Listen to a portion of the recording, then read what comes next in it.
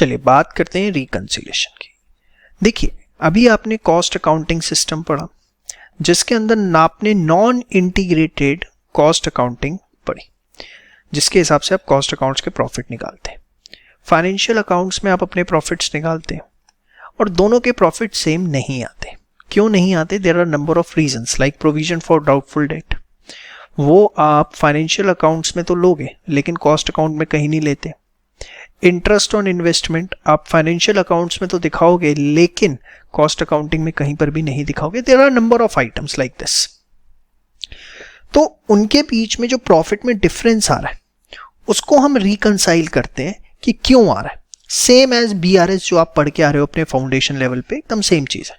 कुछ नहीं करना, आपको प्रॉफिट निकालने हैं फाइनेंशियल के हिसाब से, प्रॉफिट निकालने हैं कॉस्ट के हिसाब से, फिर रिकंसिलिएशन स्टेटमेंट बनानी। लेकिन हाँ, अगर इंटीग्रेशन सिस्टम पर इंटीग्रेटेड सिस्टम के हिसाब से अकाउंट्स बन रहे हैं, इन द सेंस कि कॉस्टिंग और फाइनेंशियल को मिक्स करके बन रहे हैं, तो उस केस के अंदर आपका किसी भी प्रकार का कोई भी डिफरेंस नहीं आएगा। ये डिफरेंस तभी आता है जब कॉस्ट अकाउंटिंग में आप नॉन इंटीग्रेटेड फॉलो कर रहे हो और फाइनेंशियल अलग कर रहे हो।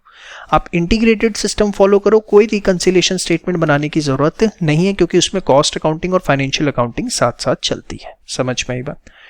तो एक बार आप इसको नोट डाउन कर लीजिए, इसके बाद एक क्वेश्चन से इसे सारा का सारा समझते हैं। बहुत सिंपल है, ये आप अपने लेवल पे भी कर सकते हैं, जस्ट उसकी थोड़ी सी थ्योरी आपको बतानी होती है और ये सारी चीज में आप ऑलरेडी A to Z सारी देख चुके हैं।